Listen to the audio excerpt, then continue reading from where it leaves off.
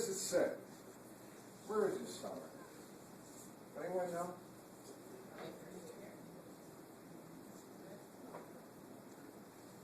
It's on your left side. Right side is mostly liver. Liver is here. Here's your stomach, right?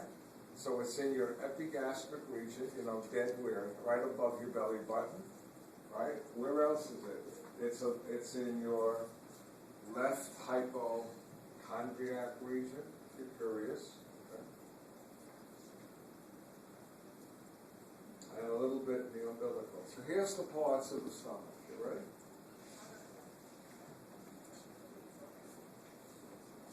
Cardiac region. See?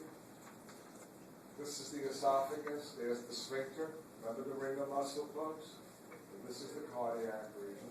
Then the part of the stomach that is high up. See, I exaggerated when I draw it. If you made this as a stomach and I went like this part here is called the fundus. So they did that here, see it? And then all of this from here to here is the body. This is the what? This is the cardiac. And then finally, the only region, and this is easy, right before the duodenum, this region is called the pyloric.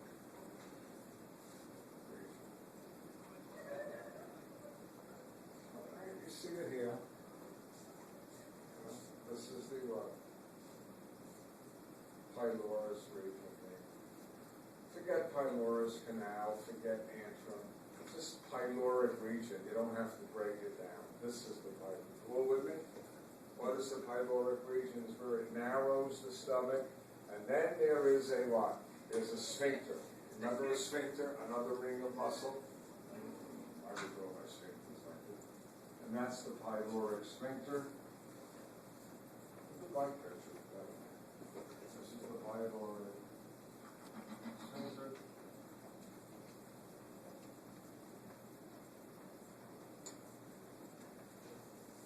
And this is the duodenum, the first part of the small intestine.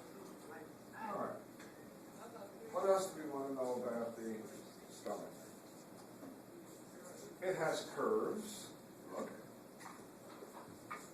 This inner curve is called the lesser curvature, and the outer curve is called the greater curvature. Easy? There's nothing to write about that. And let's take you inside the stomach. Oh, man, I could have done that here. Yes, so, cute. This is the pyloric region, right? This is the body here, the body. This upper part of the body is the fundus, and the area right around this sphincter, coming from the esophagus is the cardiac. Okay? And then if you open up the stomach, wow, look at this. This is cool. The lining is thrown into folds, like an accordion. See all the folds? And the folds are called rugae, R-U-G-A-E. And why do you need that? Because, see the stomach? If I take you out for your favorite food and you keep eating and eating, what's going to happen to your stomach? It's going to stretch, and you don't want to tear it, so these rugae, allow you to stretch. It's very interesting, there's only one other place you find rugae. You ready? In the vagina. Because the vagina at rest is only 4 inches long, and it's very narrow. But it has what? A rugae, just like this, and it can strength. You can both lengthen and widen. Then, what the hell was that? Okay, so you got rugae. What lines? So now we're going to do the layers of the stomach. Wow, this is easy. What lines the stomach? Remember, the first layer is mucosa. Huh?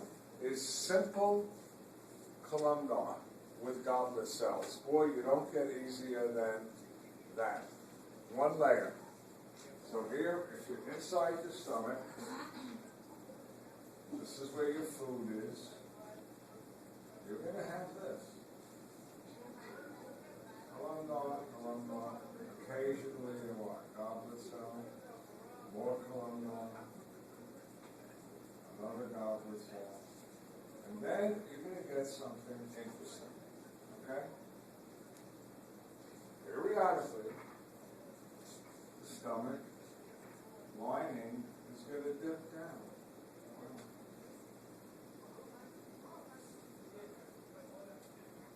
And what is this? This is colon. This is a gland.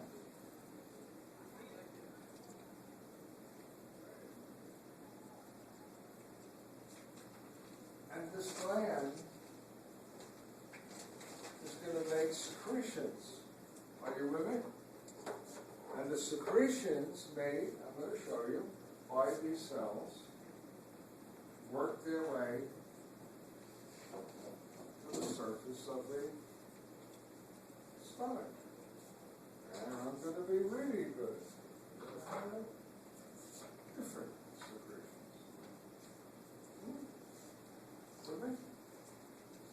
Different secretions. That work their way to the surface. And of course, what are we going to do? You want to know what are their secretions. But before I do that, let's hold on. What are these little depressions called that are coming down? You know? And by the way, this is going, what else do you have below this? I should just draw it, if you'd like. You have here the lamina propria. You got muscularis.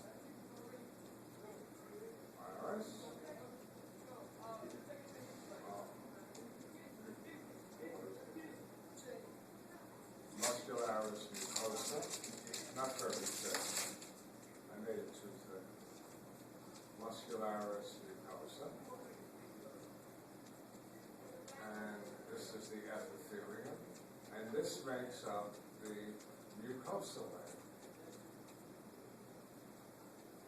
And the glands extend all the way into the sub.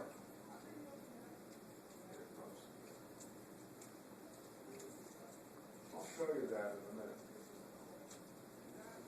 What's underneath the submucosa?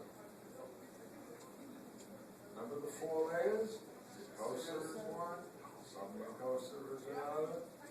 Layer 3 is the muscularis. Didn't we do this the other day? And 4 is the serosa.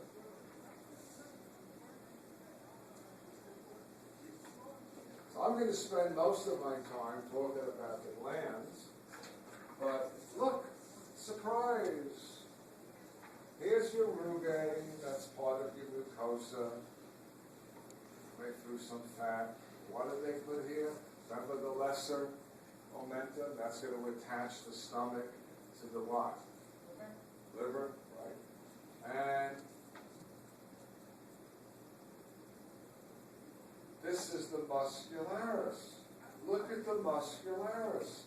The muscularis doesn't have 2 layers of muscle.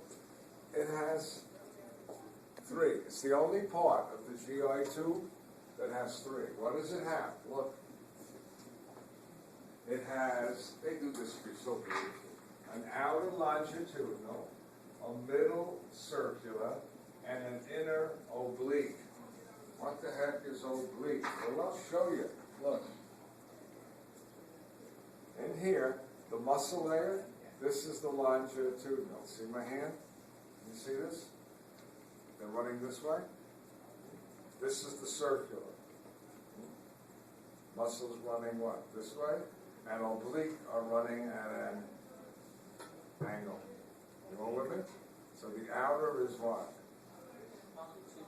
longitudinal, then under that is circular, and under that is oblique. And you ask, why does the stomach have 3 layers of muscle? Because it has to take the food you just ate and what?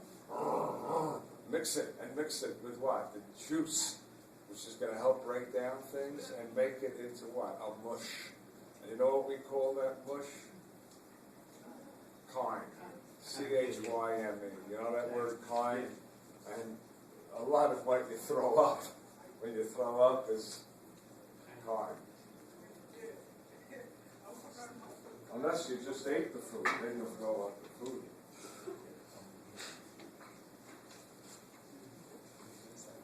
So, let me take you on a journey into the glands. Because this is important. You know I'm going to ask this. Let me put my stomach back in there.